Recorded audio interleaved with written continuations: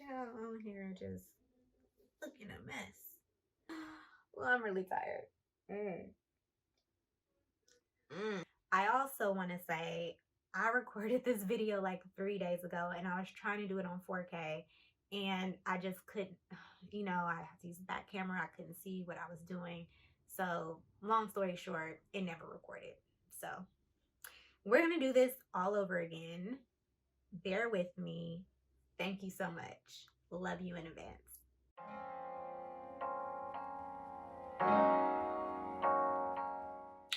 What's up? I'm Hadia Dashe, your fairy glow mother. I have magical powers that bring good fortune to your skin. And today I want to welcome you to Making the Brand, a reality series about how I run my tiny business empire that will one day be a big and mighty global force. Speaking it into existence, y'all. Normally, I'm making videos about skincare, telling you to like and subscribe to my videos like right now, and follow me on Instagram and Twitter. But today's video is a little different. I wanted to make this video for my fellow estheticians out there who are curious about the business of beauty, or more specifically, how to start and grow their business in the beauty sector. The skincare industry is booming. While the rest of the world has been in a pandemic, the skincare sector has been in a bandemic. The global skincare industry is projected to reach over $135 billion with a B dollars in 2020, which is crazy considering most of us have been in the house not seeing anybody. So if ever there was a time for us to just go wild and just be like, skincare, fuck it, I guess it would be now, but we are not doing that. According to the NPD Group's latest report on prestige beauty, consumers are prioritizing skincare and hair care, except for me, purchases above all other categories under the beauty umbrella. And while overall skincare sales are down 18% in comparison to 2019, online skincare sales have grown 93%. Why do these numbers matter to you? You're just a person out there with dreams of one day making it in beauty. Well, these numbers matter because despite currently living in a global pandemic where close contact is highly discouraged because we're dealing with an airborne disease and nobody knows exactly how to treat it, nobody wants to be doing all that and be ugly. Apparently, this is where we draw the line. I say all that to say, please don't let the mandated closures and this very serious fear around getting services done during the pandemic dissuade you from pursuing your dreams. You can do anything you set your mind to.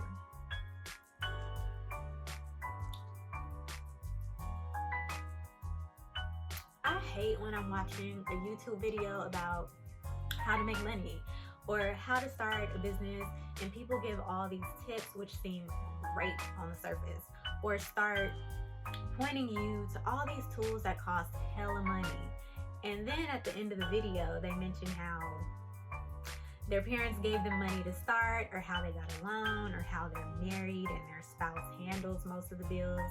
There is always a catch. I'm gonna tell you right now, you're not gonna get that with me. I truly got it up out the mud, as the rapper said.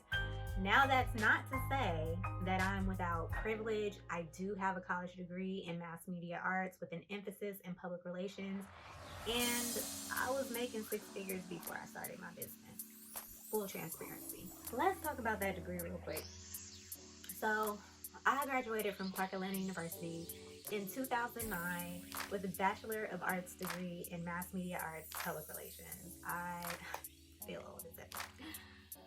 PR has changed so much over the last decade that I would highly consider the degree I have to be equivalent to modern day PR, but I did have to take a lot of marketing classes, and to meet my degree requirements in those classes have been instrumental to me being successful in my business. As for my salary, I literally had just started to make six figures in my career a year before I decided to launch my business, and it was starter six figures too. With me living in the Bay Area, that means that I was still considered low income. Yes, you heard me right. If you live in the Bay and you make less than $112,000 per year, you are low income, because the Bay is the most expensive metro in the US. And even though I am single and don't have any kids, if any guys out there care about that sort of thing,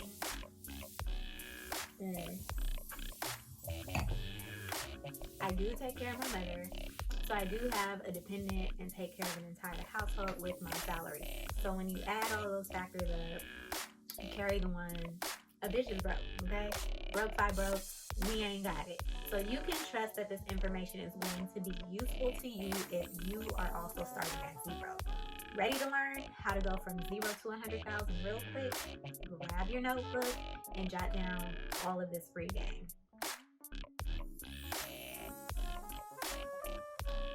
By the way, I have a what? Math meaning arts degree, not a business degree.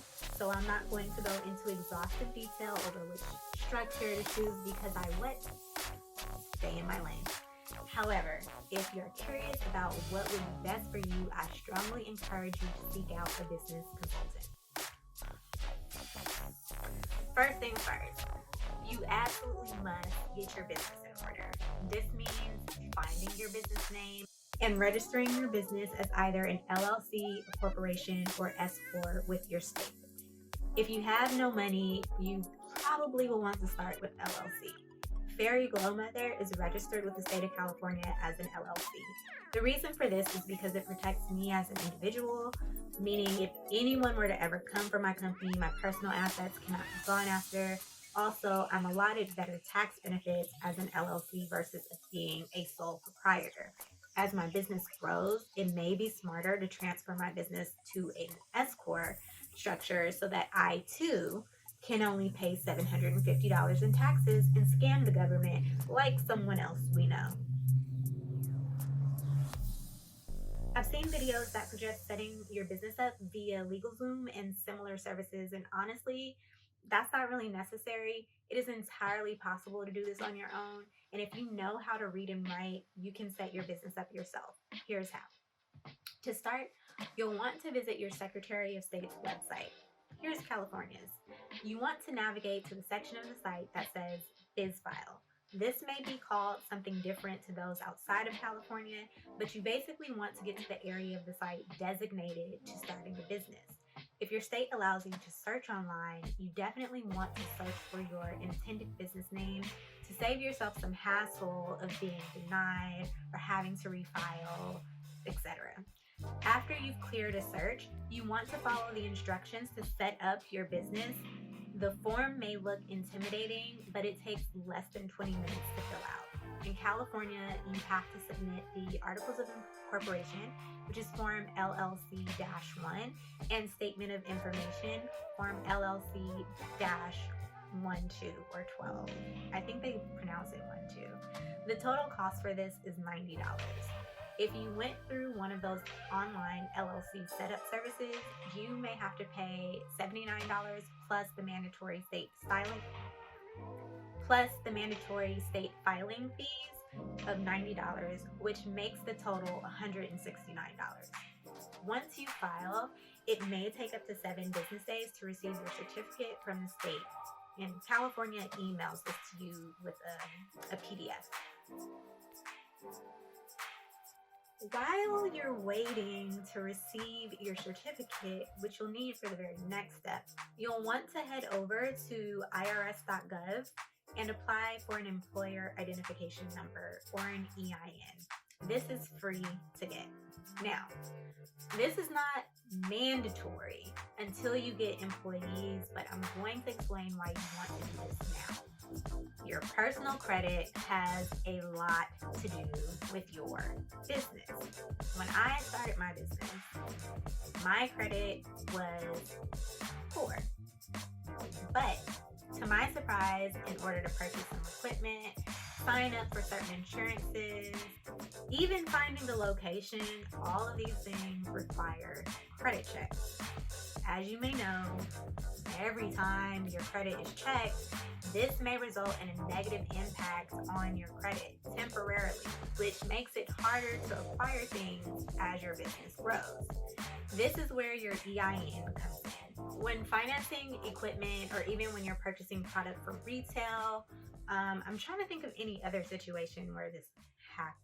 When financing equipment or even when you're purchasing product for retail and trying to get accounts within your business, You can submit your EIN in lieu of your personal social security number, which further separates your personal finances from your business finances.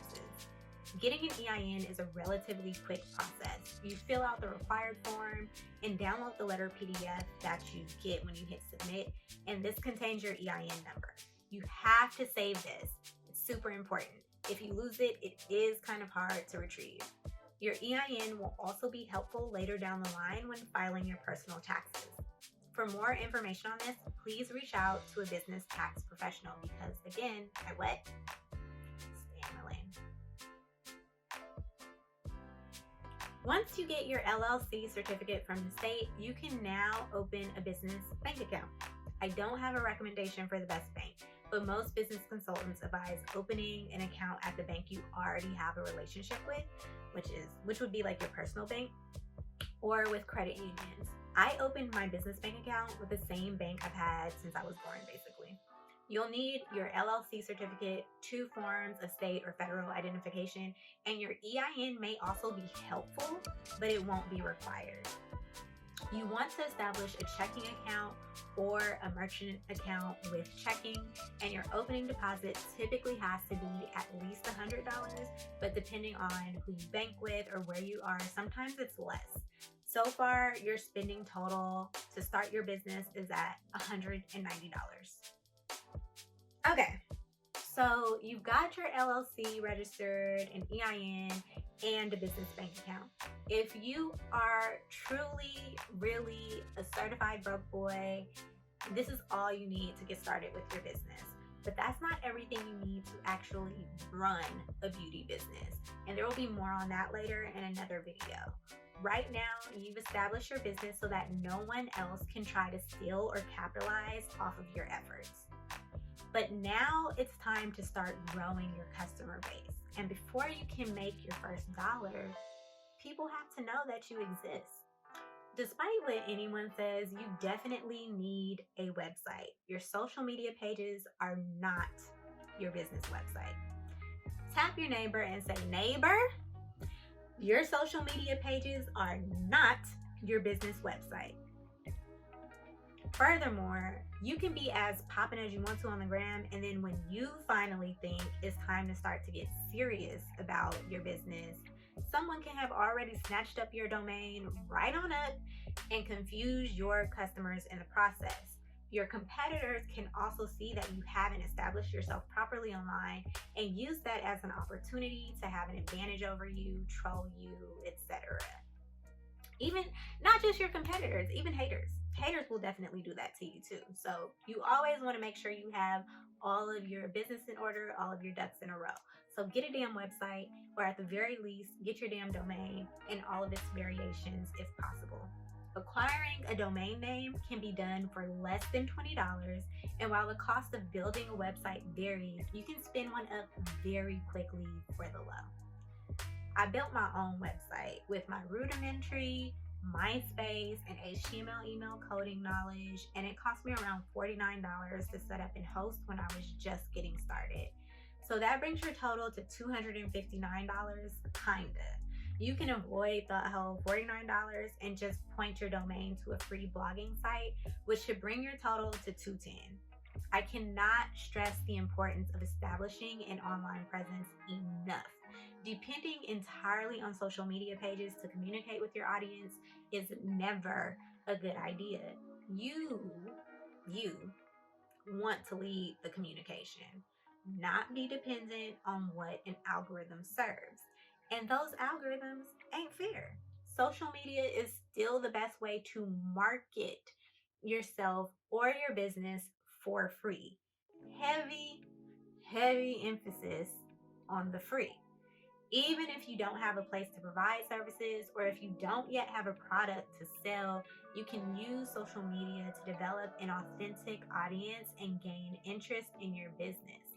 I built my business largely on Twitter, which is free. As a beauty-based business, I think that Instagram and Twitter are the easiest and most important social media sites to have a presence on. Instagram is where you go to show off your work or your knowledge in a very creative way. Twitter is where you have conversations with potential customers and maybe establish yourself as a thought leader in the beauty space, or just, a really dank memer. YouTube is also incredibly powerful for visibility and SEO, which is search engine optimization.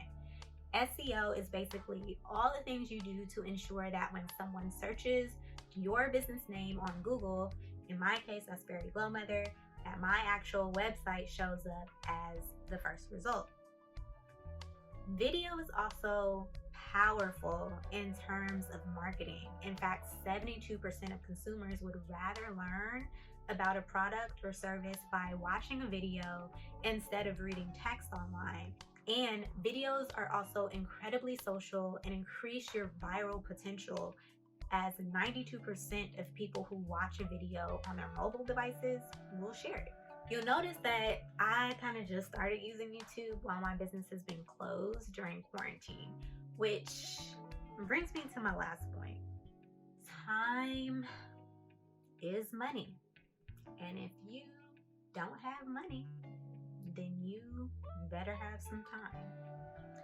I was reluctant to start on YouTube for a myriad of reasons. Like, I don't really like my voice or my face that much. I know, go figure. Anxiety around like just being here online, potential online harassment, all sorts of things. But the thing that held me back the most was time. I'm a solopreneur, okay? A solo entrepreneur, a business of one. I do not yet have employees, so that means that I am literally doing everything by myself.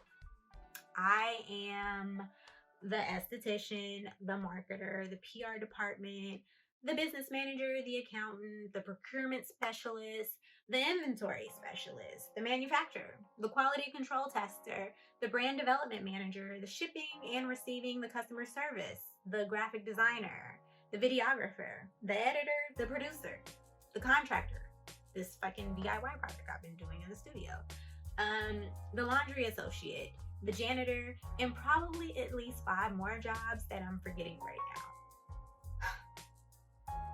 There are chances that you will be just like me when you're starting out and doing everything by yourself, but you have to learn to allocate your time accordingly. If you think that you're terrible at time management or don't know where to start, just stop watching this video and go watch some time management videos on YouTube and then come right back. I'm not going to sugarcoat it. Starting a business with zero money is going to take a lot of your time. Hell, starting a business with some money will still take up your time, but when you're really broke for whatever reason, it really eats up all the time you have. So with that being said, take the time to plan for your business's success.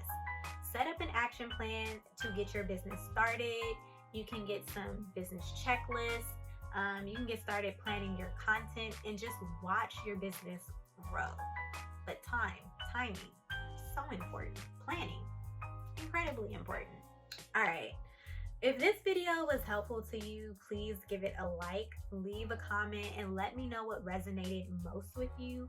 And also give suggestions for what you'd want to see in the next video, which will be more about how to run your business, which definitely costs money.